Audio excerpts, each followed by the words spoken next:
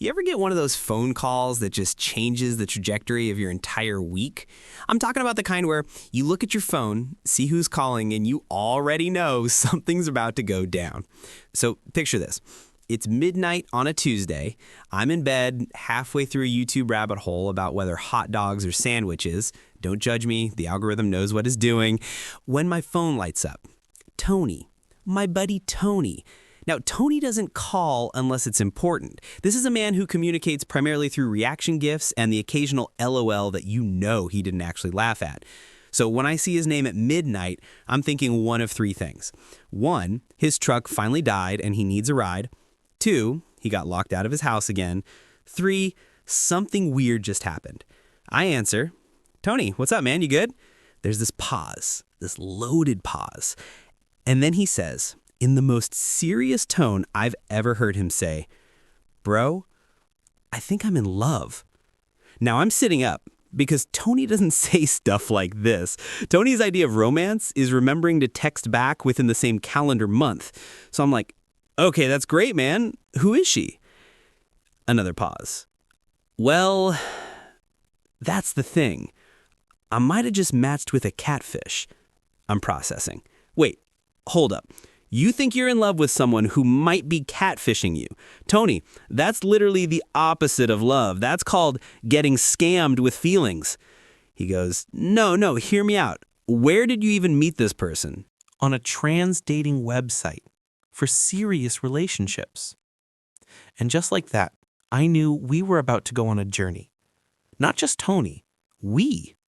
Because when your boy calls you at midnight talking about love and catfish and trans dating sites all in the same breath, you don't just go back to sleep. You buckle up.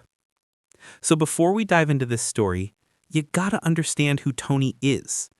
Because Tony's not your typical, I met someone online story protagonist. Tony's real. Like, aggressively real. Tony's 38 years old. He works construction, has for the last 15 years. We're talking early mornings, calloused hands, the kind of guy who knows the difference between a Phillips head and a flathead screwdriver without looking.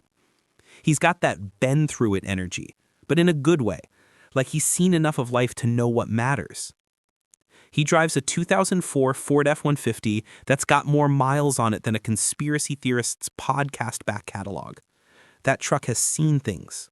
It's held together by duct tape, prayer, and what I can only assume is pure spite against modern engineering. Now, Tony's been single for, let's call it a while. He tried the apps, Tinder, Bumble, Hinge, all of them. And let me tell you, it did not go well.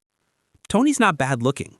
He's got that I work with my hands vibe, which apparently doesn't translate well to a swiping app where everyone's posing in front of Machu Picchu or holding a fish. His idea of flirting? Sending a thumbs up emoji. That's it. Not even the enthusiastic thumbs up, just the regular one. One time, he sent a woman 3 thumbs ups in a row because he didn't know what else to say. She unmatched him. He asked me why. I said, Tony, you just gave her the conversational equivalent of a nod from across a parking lot. But here's the thing about Tony. He's good people. He'll help you move. He'll let you borrow his truck, not saying something. He remembers birthdays. He tips well. He's the guy who stops to help someone with a flat tire on the highway even when he's already late. He didn't know how to translate that into the digital dating world. And honestly, I don't blame him. The apps aren't built for guys like Tony. They're built for people who know how to market themselves, who can craft witty bios and choose the perfect 5 photos that make them look like they've got their life together. Tony's life is together. It's just not Instagram pretty, you know? So after months of getting nowhere, Tony gives up on the apps. He deletes them all. Goes back to the old-fashioned way of meeting people. Through friends, at bars, random encounters at Home Depot. But that's not working either. Because, let's be honest, meeting someone organically in 2025 is like trying to find a payphone. Technically possible, but why would you? So one night, we're hanging out, just grab some food, sitting in his truck, because that's where we have all our deep conversations, apparently. And Tony just goes, man, I'm tired. I'm like, yeah, construction's rough. No, bro, I'm tired of fake people. And that hit different because Tony doesn't usually talk like this. Tony's the it is what it is guy. But right then, I could see it. The fatigue, the frustration, the loneliness that comes from putting yourself out there over and over and getting nothing real back. So I turn to Tony and I say, then stop meeting women who think personality is a filter setting. He laughs, like actually laughs, and then he gets quiet again. I just want something real, man. Is that too much to ask? Now, here's where I could have just said, nah, man, you'll find someone, and left it at that. Thoughts and prayers, good vibes, all that useless stuff we say when we don't actually want to help. But Tony's my boy, and I could see he was serious. So I ask him, what does real even mean to you? Like, what are you actually looking for? He thinks about it, really thinks about it. Then he says, I want someone who's honest, someone who's been through stuff and came out the other side, someone who doesn't play games because they're too old for that, someone who, I don't know, man, someone who gets it. Gets what? That life's hard, that we're all just trying to figure it out, that being real with each other is the only thing that matters. And that's when it clicked for me. Tony wasn't just looking for a relationship. He was looking for authenticity in a world that's increasingly fake. He wanted substance, depth, someone who'd been through the fire and could talk about it. That's a specific type of person. And I realized the mainstream dating apps weren't going to cut it. Those apps are designed for volume, not depth, for surface level connections, not real ones. So I start thinking, where do people go when they want something real? When they're tired of the games and the ghosting and the what are we conversations that lead to nowhere? And then I remember niche dating sites. Not the weird ones, the specific ones. The ones built for people who know exactly what they're looking for and aren't afraid to say it. I'd heard about these platforms before. Sites specifically for people seeking serious relationships. No hookups, no casual dating, just people who've done the work on themselves and are ready for something real. And some of these sites, they're built specifically for trans-inclusive dating, for people who are open-minded, who understand that connection goes deeper than what you see on the surface, who've evolved past the narrow definitions of attraction that society tries to force on us. So I bring it up to Tony, carefully, because I know this is outside his usual wheelhouse. Tony, hear me out. What if you tried a different kind of site? One that's built for people who actually want relationships. One that's more inclusive. Inclusive how? Like it includes trans women, people who are serious about dating, no BAMEs, no time wasters, just real people looking for real connections. I can see the gears turning. Tony's a good dude, but he's also a product of his environment. Small town upbringing, construction sites where the culture is, let's call it traditional. He's never been unopen-minded, but this is new territory. I don't know, man. I don't know if Tony, listen. You just said you want someone real, someone who's been through stuff, someone authentic. Trans women have been through more than most people will ever understand. They fought for their identity, their happiness, their right to exist as themselves. That's some of the realest life experience you can have. Plus, from what I've heard, a lot of these women are done with the BS. They've dealt with enough fake people in their lives. They want the same thing you want. Honesty, respect, real connection. Tony sits with this for a minute. I can literally see him working through it. The preconceptions, the unknowns, the fear of the unfamiliar.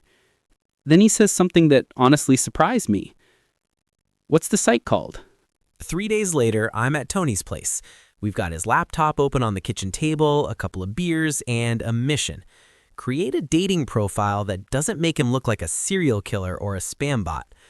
Now, I've helped friends with dating profiles before, but this is different. Tony's never done the serious dating site thing. He's nervous, like genuinely nervous. Okay, I say. First things first. Photos. We need good photos. Tony pulls out his phone and starts scrolling. I'm watching over his shoulder and Oh boy. He's got 1,200 photos on his phone. You know how many are of himself? 11. 11. And I'm being generous because 3 of them are accidental selfies where he's clearly trying to take a picture of something else. The rest? Work sites, his truck, his dog, random sunsets, a really well-composed photo of a sandwich. But actual photos of Tony looking presentable? Nearly impossible to find. Tony, man, do you ever take pictures of yourself? Why would I do that? For literally this exact situation. He shrugs. I'm not really a selfie guy. So we do an impromptu photo shoot. Right there, in his kitchen. First photo, Tony at the job site. We find a good one from a few months back where he's actually smiling. He's wearing his work gear, looking competent and reliable. It's not professional, but it's authentic. It says, I work hard and I'm good at what I do. Second photo, Tony fishing. This one's gold because he looks relaxed, like actually happy. The lighting's good because it's golden hour. He's holding a decent-sized bass and grinning like a kid on Christmas. This photo has personality. Third photo, Tony with his dog, Max. Now, here's the problem with this photo. Max is really photogenic, like absurdly so. Max is a golden retriever with perfect lighting and that expression that makes you want to download the photo and make it your wallpaper. Tony's in the photo, sure, but Max is stealing the show. Tony, we might have a problem. What? Your dog looks better than you in this photo. He looks at it, thinks about it. Yeah, that tracks. We use it anyway, because honestly, a guy who loves his dog that much, that says something good about his character. Now comes the hard part, the bio. Tony stares at the blank text box like it personally offended him. What do I even say? Just be yourself. What do you want someone to know about you? I'm 38. I work construction. I like fishing. Tony, that's not a bio. That's a police report. Give me something with personality. We go through several drafts. Draft 1. I'm a construction worker looking for love. Too generic. Sounds like a classified ad from 1987. Draft 2. Easygoing guy who likes the outdoors and staying in. Congratulations, you've described every human being ever. Draft 3.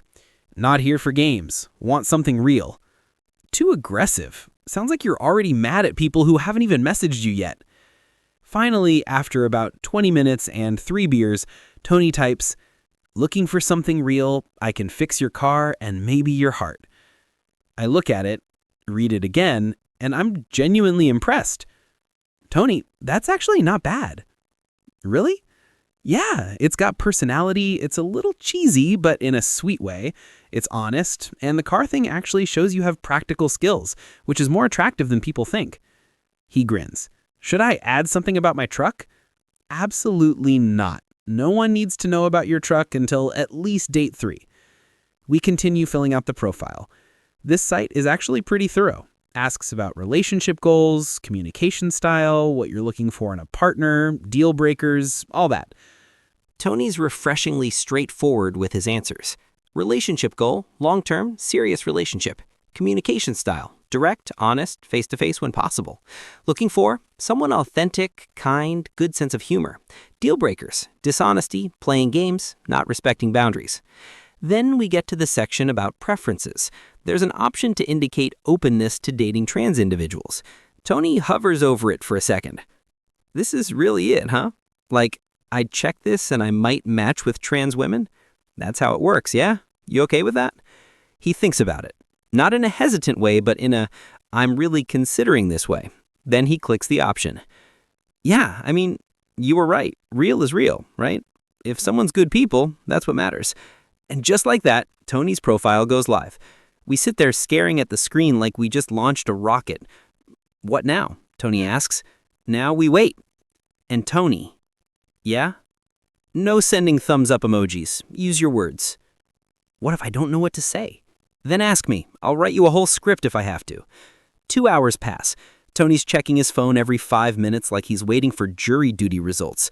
I'm trying to convince him to be patient, that these things take time, that he's not going to meet his soulmate in the first ping.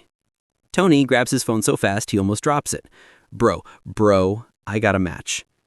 Let me tell you about Ari. Ari is 34, works in graphic design, has this smile in her photos that's like, you know when someone smiles and you can tell it's real? Not the practiced Instagram smile, but the genuine, I'm actually happy smile. That's Ari. Her profile is thoughtful, detailed. She's got pictures of her at art galleries, at coffee shops with friends, one where she's doing a pottery class and has clay all over her hands. Her bio says, artist by day, overthinker by night. Looking for someone real who can handle deep conversations at 2 a.m. and comfortable silence at 2 p.m. I believe in honesty, laughter, and that pineapple belongs on pizza. This is a hill I will die on. Tony's reading it over and over. She seems really cool, he says, and I can hear something in his voice I haven't heard in a while. Hope, maybe. Or just genuine interest. She does, I agree. So, are you going to message her or just stare at her profile like a creep? Tony opens the message box, types something, deletes it, types again, deletes it again. What do I say? Literally anything except hey or a thumbs up. But what if I say something stupid? Tony, you're going to say something stupid eventually. Might as well get it over with now. He shows me what he's typed. Hey, you seem cool. No, Tony, no. That's only marginally better than hey. Then you write something. So I grab his phone and help him craft something better. Hey, Ari, I saw you're into pottery. That's awesome. I'm definitely more of a break things and then try to fix them guy, but I respect the craft. Also, pineapple on pizza is controversial, and I admire you taking a stand. I'm neutral on the topic, but willing to be convinced either way. That's too long, Tony says. It's not too long. It's engaged. It shows you read her profile and you have personality. Trust me. He hesitates, then hits send. And now we wait again. Except this time the waiting is worse because there's an actual human on the other end who might or might not respond. Tony's pacing his kitchen. I'm trying to watch TV, but I can feel his anxiety from across the room. What if she doesn't respond? Then she doesn't respond. It's not personal. But what if 10 minutes later, Ari responds, a man who's undecided on pineapple pizza. Fascinating. Most people come out swinging with strong opinions. I like that you're open to persuasion. Breaking and fixing things sounds like a useful skill. What do you do for work? Tony reads it 3 times. She used an emoji. Is that good? Yes, Tony, emojis are good. Now respond. And just like that, they're talking. Tony tells her about construction work. She tells him about a graphic design project she's working on for a local business. He asks about her pottery class. She asks about his fishing trip photos. The conversation flows. And what's amazing to watch, from my perspective, sitting on Tony's couch, watching him smile at his phone like a teenager, is that it's natural. There's no posturing, no trying too hard, just 2 people having an actual conversation. An hour passes, 2 hours. Tony hasn't looked up from his phone except to occasionally show me something funny, Ari said. She just made a joke about her cat judging her life choices. He grins. She's hilarious. Around 11 p.m., the conversation shifts, gets deeper. Ari mentions she's trans in her profile, but she brings it up naturally. So I have to ask, you marked that you're open to dating trans women. Can I ask what made you open to that? No pressure, just curious. A lot of guys check that box, but then get weird when they match with me. Tony shows me the message. What do I say? The truth, I tell him. Why did you check that box? He thinks about it. Really thinks. Then he types, Honestly, a friend helped me see that real connection matters more than what I thought I knew about dating. I've been doing the same thing over and over and getting nowhere. This seemed like a chance to meet someone genuine. And from talking to you tonight, I can already tell you're exactly that. The rest is just details. I read over his shoulder.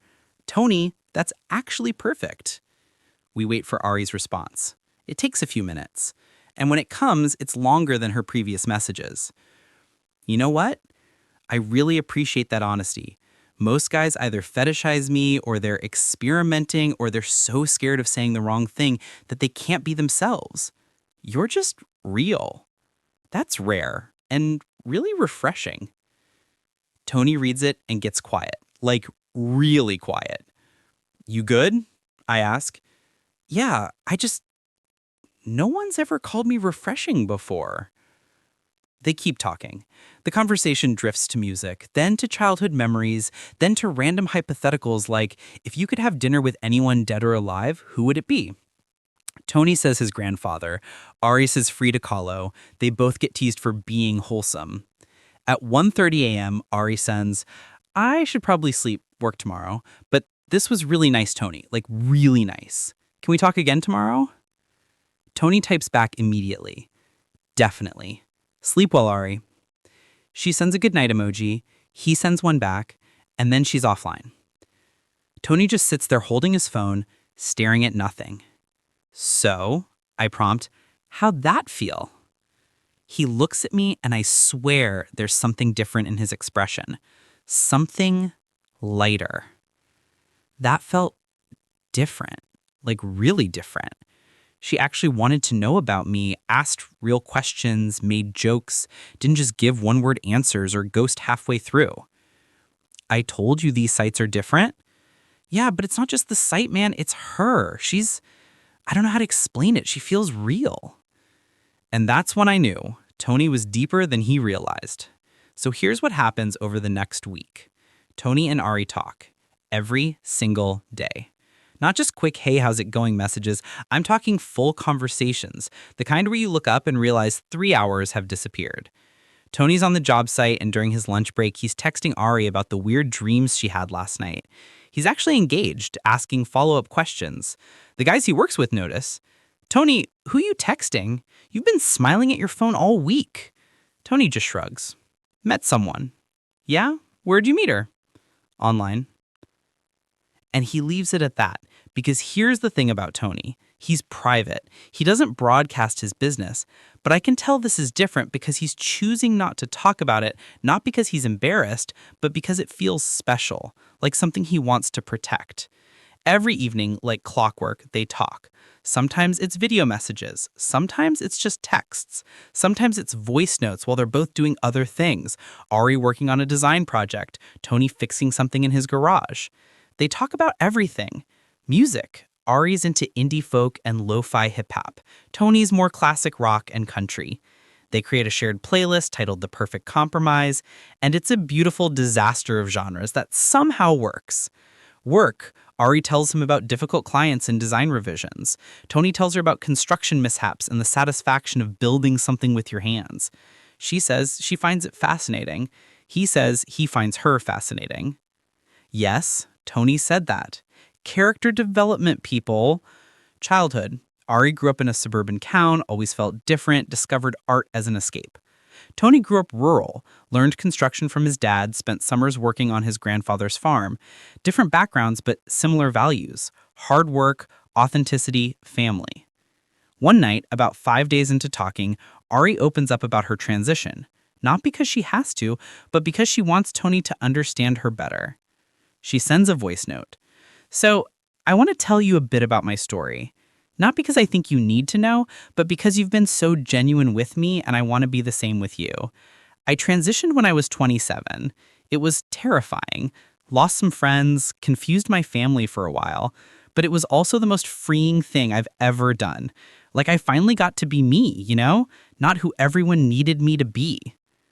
I'm at Tony's place when he plays me this voice note. We're having our usual evening where I come over, we grab pizza, and I make sure he's not screwing up his chances with Ari. Tony listens to the whole thing. Then he listens again. What do I say to that? I ask him. You thank her for trusting you with that, and you ask her what that experience taught her. Show you're interested in her growth, not just her trauma. So Tony records a voice note back, and I'm watching him figure out what to say in real time. Hey, Ari, thank you for sharing that with me. That must have taken a lot of courage, both the transition and telling me about it. I can't pretend to fully understand what that's like, but I respect the hell out of it. People talk about being yourself like it's easy, but actually doing it when the world's pushing back, that's strength. So what did that whole experience teach you? Like, how did it change how you see things? He sends it. We wait. Ari's response comes 20 minutes later, and it's another voice note. When Tony plays it, her voice is softer, more emotional. She sends back 10 out of 10 sunset, would hire for freelance photography. They're building something. Not just attraction, though that's definitely there. They're building friendship, trust, the foundation of something that could actually last. People around Tony start noticing. His coworkers say he's in a better mood. His dog probably wonders why Tony's spending so much time on his phone. I notice he's smiling more, stressing less. One night, about a week into this, we're sitting on his porch, and he just says, "I think I really like her, man." You think? Okay, I know. I really like her. Like, I think about her when I'm not talking to her. I wonder what she's doing. I want to tell her stuff that happens during my day. Is that weird? Tony, that's not weird. That's called catching feelings. Welcome to the club. He nods, processing this. Then, but what if it doesn't work out? And there it is. The fear. The thing that keeps everyone from going all in. So everything's going great, right? Tony and Ari are vibing. The connection's real. They're talking every day, and it feels natural and easy and all the things a good connection should feel like. But then the doubt starts creeping in. Because here's what happens when things start going well. Your brain tries to sabotage it. It's like there's this little voice that says, "Wait, this is too good. Something must be wrong. Better freak out now before you get hurt later." And Tony starts listening to that voice. It starts small. One night, after they've been talking for about a week and a half, Tony's lying in bed scrolling through Ari's profile for the 100th time, and he starts questioning everything. What if she's not real? He says to me the next day. We're grabbing lunch at this taco spot near his job site. I look up from my burrito. What do you mean not real? You've been talking to her every day.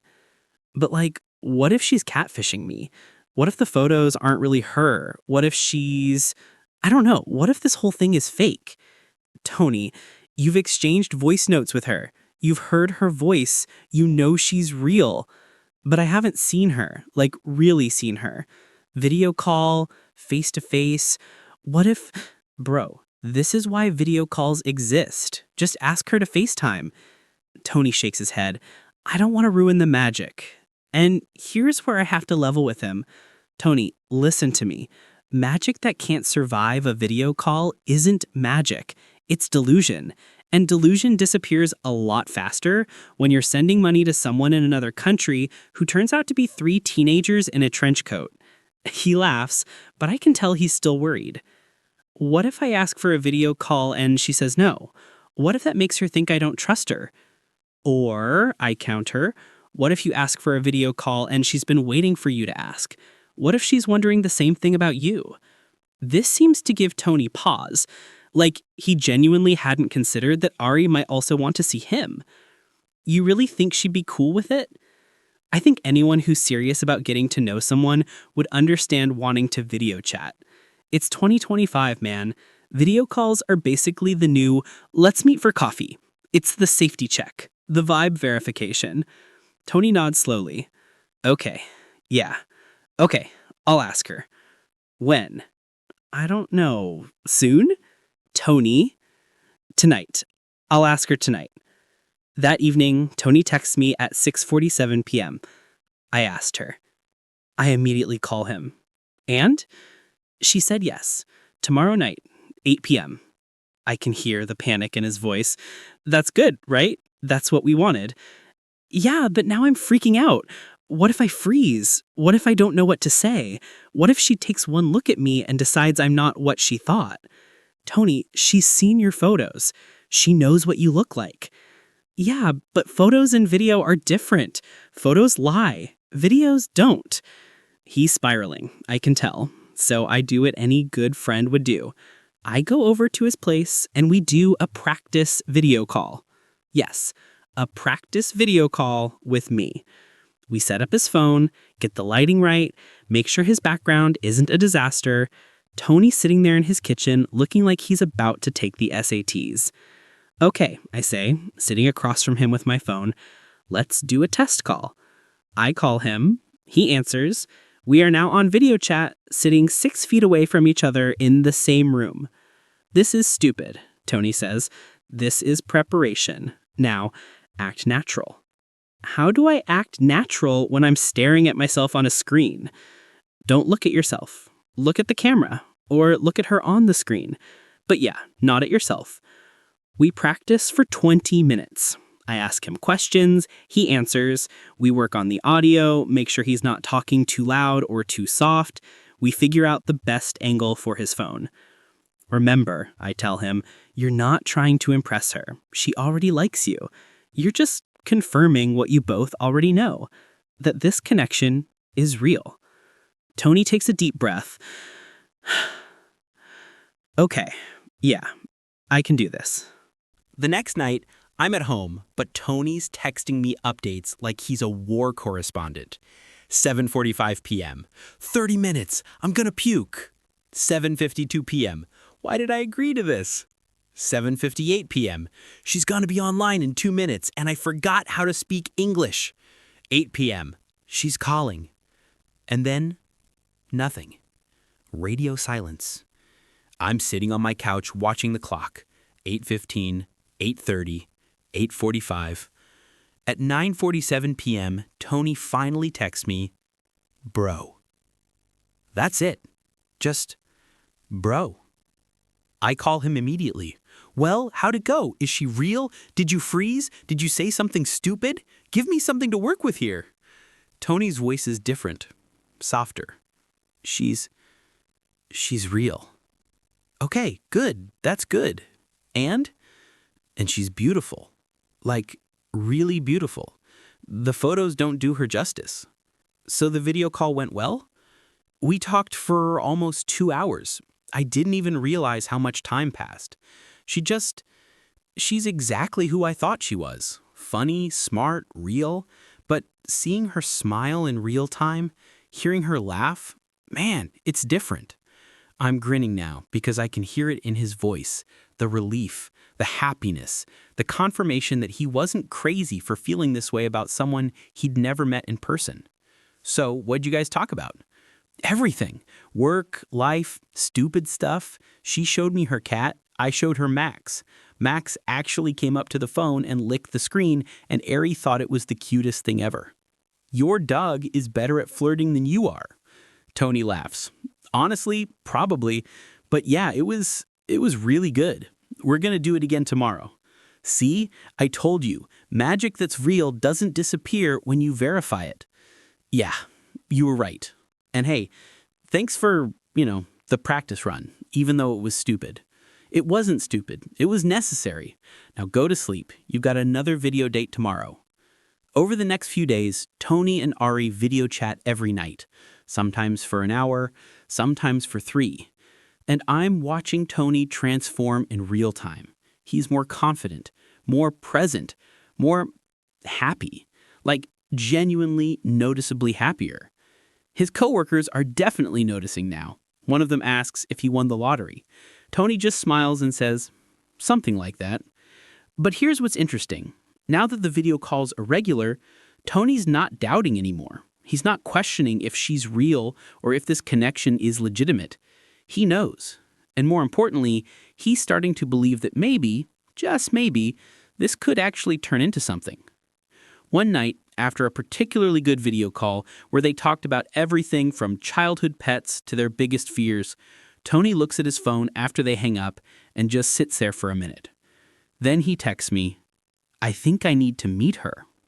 I call him immediately. You mean like in person? Yeah, I can't keep doing this through a screen. I need to see her, actually be in the same room with her. Is that crazy? Tony, that's not crazy. That's called progression. That's what people do when they like each other. They meet. But what if it's different in person? What if the chemistry doesn't translate? Or what if it's even better? You won't know until you try. There's a pause. Then, I'm going to ask her tomorrow. The next evening, Tony's on video call with Ari. They're talking about their days, normal stuff, and then Tony shifts. I know because he texts me right before, doing it now. According to Tony's recap later, this is how it went. Tony cleared his throat. So, Ari, I've been thinking. Ari smiled at the screen. That sounds dangerous. No, I mean, well, maybe. I've really enjoyed getting to know you. Like, really enjoyed it. And I feel like we've got something good here. I feel that too. And I know we've been talking for a couple weeks now, and we've done the video calls, which has been amazing.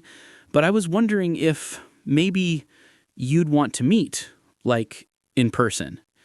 There was a pause. Tony said his heart was literally trying to escape his chest.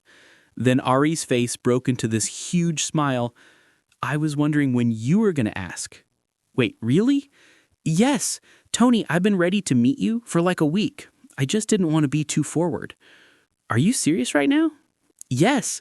When were you thinking? And just like that, they started planning. They decide on the following Saturday, a cafe downtown, neutral territory, public place, classic first date setup. Tony spends the entire week preparing, and I mean preparing like he's about to take the bar exam. He gets a haircut, a good one, not his usual just clean it up cut, but an actual styled haircut. His barber asks if he's got a job interview. Tony says, something like that. He buys new clothes. Nothing crazy, but a nice button-up shirt and jeans that actually fit him properly. When I see him trying on clothes at the store, I barely recognize him. Tony, you clean up nice. Is it too much? No, man, you look good. Like yourself, but the upgraded version. He even cleans his truck. Like, really cleans it. Takes it to a car wash, vacuums the interior, removes the fast food wrappers that have become part of the ecosystem. When he's done, I swear that truck looks better than it did in 2004. Why are you cleaning your truck? I ask. You're meeting her at a cafe. I don't know. What if she needs a ride? What if we decide to go somewhere else? I can't have her see my truck like it normally is. The day before the date, Tony's a nervous wreck. We're at his place, and he's trying on his outfit for the third time. What if I overdressed? You're wearing jeans and a button-up. You're not overdressed. What if she's more casual? Then she's more casual. Tony, she's not judging you on your clothes. She already knows who you are. But this is different. This is real life. This is still you and Ari. The same people who've been talking every day for 2 weeks. The same people who video chat and laugh at stupid stuff. Nothing's changed except you're going to be in the same room. Tony sits down on his bed. I really like her, man. Like, really like her. And I don't want to screw this up. You won't. Just be yourself. The same guy she's been talking to. That's who she wants to meet. Saturday arrives. Tony texts me at 6 a.m. The date isn't until 2 p.m. I can't sleep. Tony, it's 6 a.m. Go back to bed. Can't. Too nervous. Do you want me to come over? No, maybe. I don't know. Is it normal to be this nervous? Completely normal. That's how you know it matters. At 1 p.m., Tony's ready. He's been ready since noon, but he's sitting in his truck outside the cafe because he doesn't want to be too early. He's texting me play-by-play. I'm here. 30 minutes early. I'm an idiot. You're not an idiot. Just go in and order a coffee. What if I run into her outside and it's awkward? Then it's awkward for 5 seconds and then you laugh about it. Stop overthinking. At 1:45 p.m., Tony finally goes inside. He orders a coffee, finds a table with a good view of the door, sits down, checks his phone, checks his hair and his phone camera, puts his phone down, picks it back up. At 1:58 p.m., the door opens, and there she is. Tony told me later that time kind of slowed down. He saw her walk in, looking around, and his first thought was, she's even more beautiful in person. Ari's wearing a simple dress and a jean jacket. Her hair is down. She's got this nervous smile on her face, scanning the cafe. And then her eyes land on Tony. Their eyes meet. Tony stands up, almost knocks over his coffee, catches it. Ari walks over. Hi, she says. Hi, Tony says. And then there's this moment where they're both just standing there, smiling at each other like two people who can't believe this is actually happening. Can I hug you? Tony asks. Ari laughs. I was hoping you'd ask. They hug, and Tony said it felt like everything clicked into place. Like all the conversations, all the video calls, all the getting to know each other was leading to this moment. They sit down. You look great, Tony says. So do you. You cleaned up nice. I may have tried on this outfit 17 times. Ari laughs. I changed 4 times. This was the winner. And just like that, the nervousness starts to fade. They talk for hours. Tony orders another coffee. Ari gets tea. They share a muffin.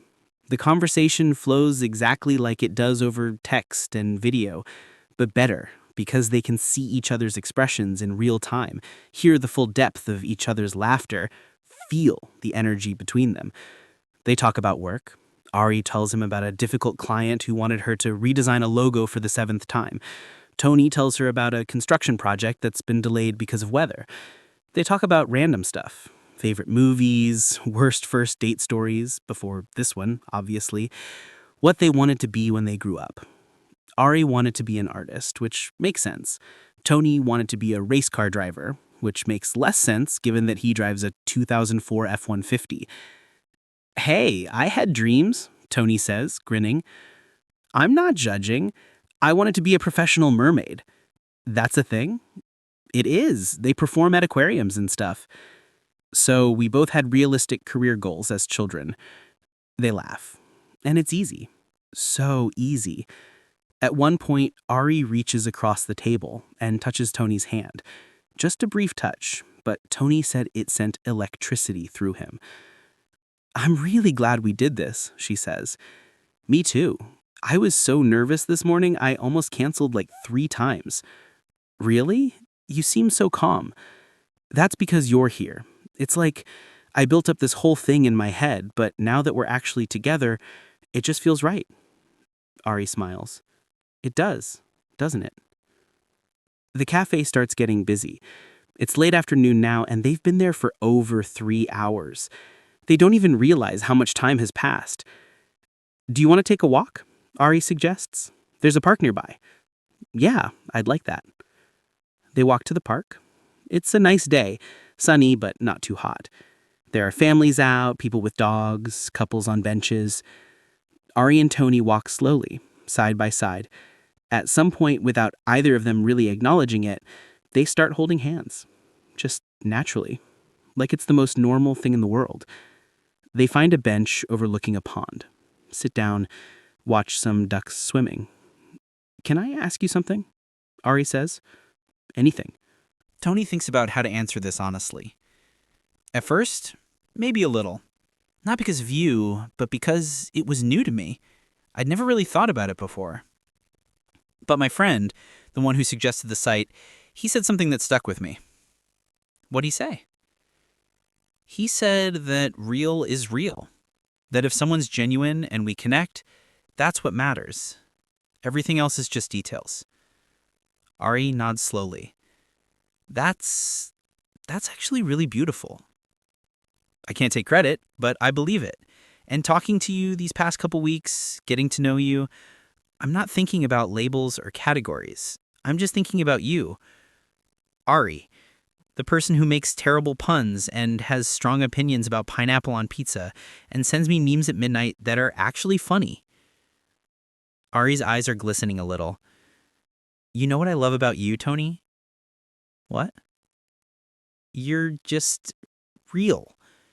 You don't try to be anything you're not. You're not trying to prove anything or say the perfect thing. You're just you. And that's so rare. Tony squeezes her hand. So are you. They sit there for a while, just being present with each other. The sun's starting to set, casting this golden light over everything.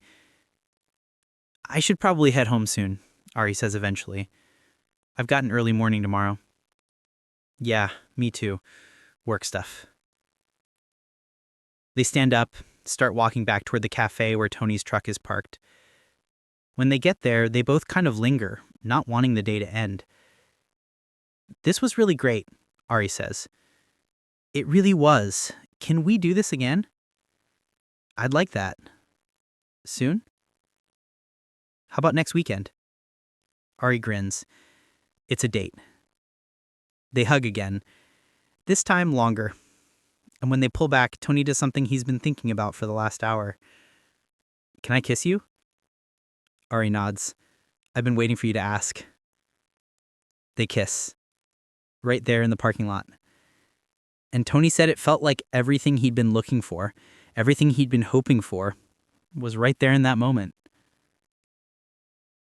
When they finally pull apart, they're both smiling. I'll text you when I get home, Ari says. Drive safe. You too. Tony watches her walk to her car. She turns back once, waves. He waves back. Then she's gone. Tony sits in his truck for a minute, just processing everything. Then he texts me. Bro, I think I'm in love. I call him immediately. Tell me everything. And he does. Every detail. The hug, the conversation, the hand-holding, the kiss, all of it. She's incredible, man. Like, even better than I imagined. And it wasn't awkward or weird. It just felt right. So what now? What do you mean? I mean, what's next? You gonna see her again? Next weekend, we're gonna do dinner. Tony, my boy, you're in a relationship. I mean, we haven't, officially said that yet. Tony, you've been talking every day for 2 weeks. You just had a 5-hour first date, and you're already planning the second one. You're in a relationship. Just make it official. You think? I know. And Tony? Yeah? I'm proud of you, man. You took a chance on something different, something outside your comfort zone, and look what happened. You found someone real. There's a pause. Then Tony says, "Thanks, bro, for pushing me, for helping me set up that profile, for all of it. I wouldn't have done this without you." That's what friends are for.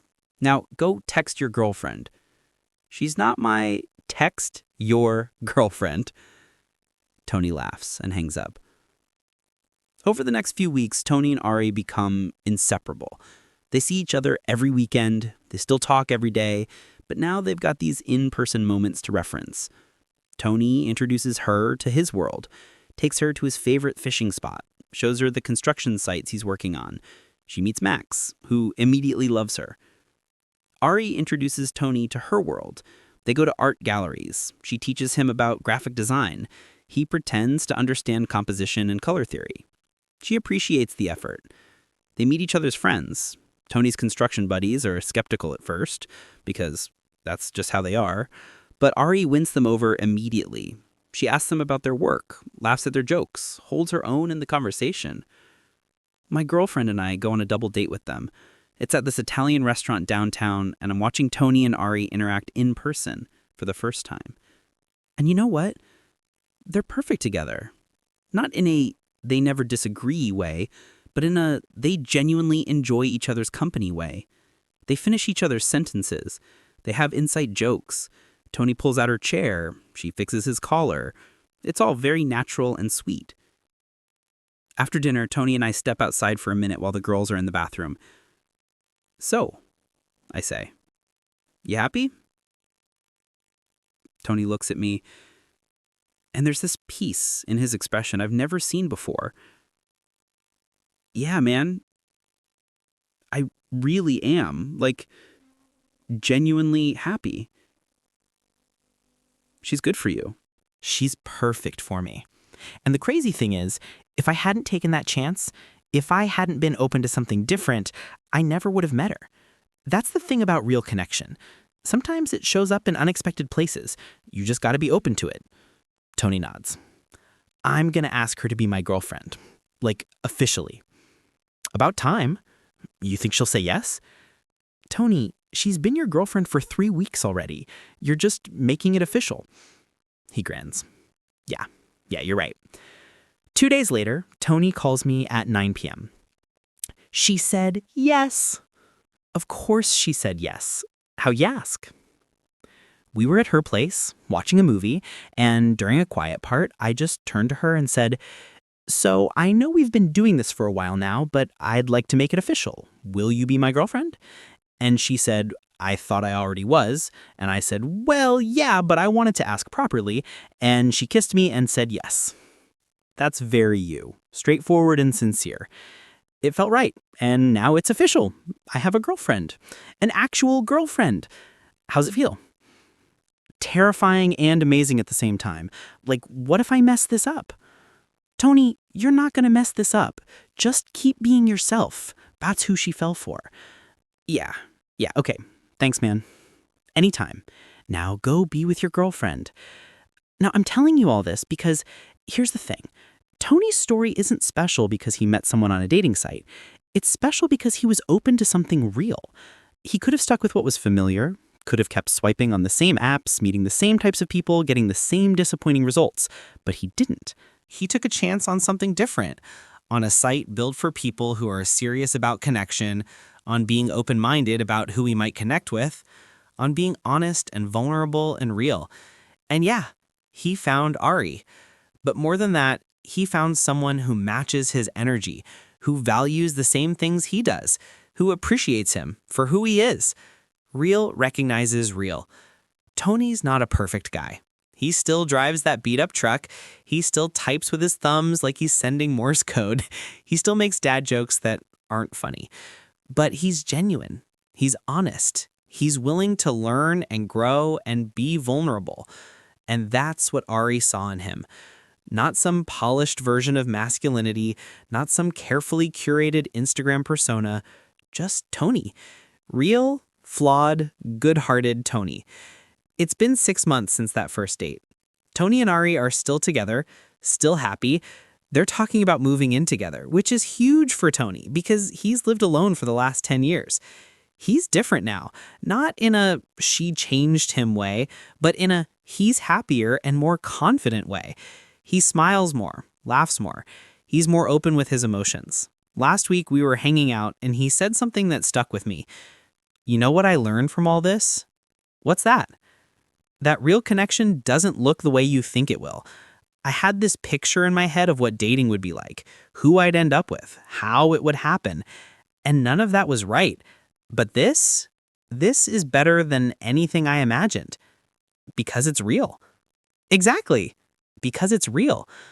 So look, I'm telling you this story for a reason. A lot of people are out there right now frustrated with dating, swiping on apps that don't work, meeting people who aren't serious, dealing with games and ghosting and all the BS that comes with modern dating. And I get it. It's exhausting.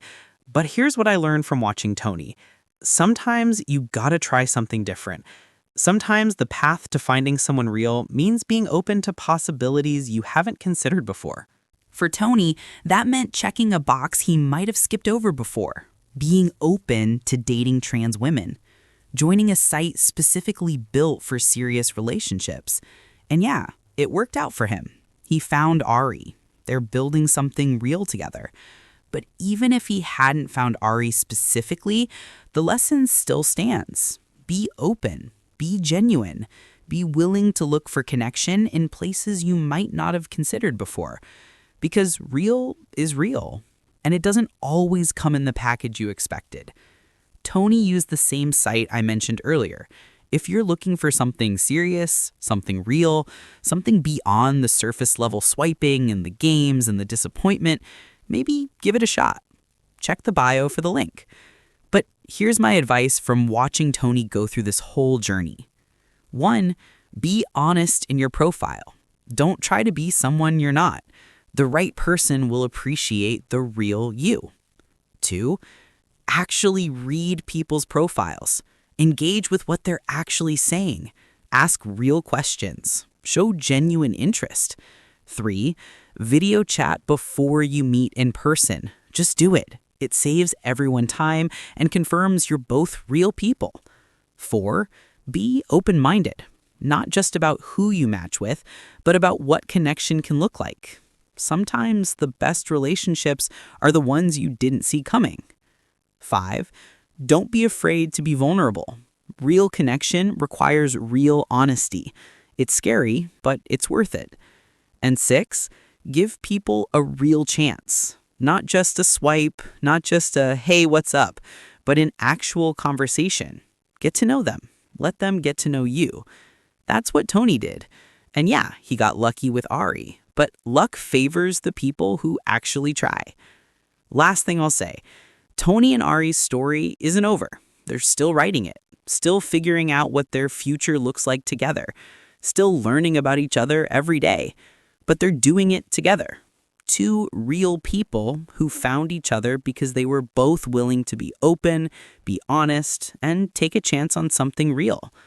And if Tony, a 38-year-old construction worker who types with his thumbs and thought a thumbs up emoji was flirting, can find real love by being open-minded and genuine, so can you. So yeah, that's the story of how my buddy Tony joined a trans dating site and found something real. And before you ask, yes, they're still together. Yes, they're happy. And yes, Tony still drives that beat-up truck. But now Ari is usually in the passenger seat. Real recognizes real, people. If you're looking for something similar, I dropped the site Tony used in the description. Check it out. But please, for the love of everything, video chat before you start planning the wedding. And maybe practice your conversation skills before you match with someone. No more thumbs up emojis as a primary communication method. Tony, if you're watching this, I love you, bro. Ari, you're a saint for putting up with him. Everyone else, go find your real. It's out there. You just gotta be willing to look in new places and be your authentic self when you get there. Peace.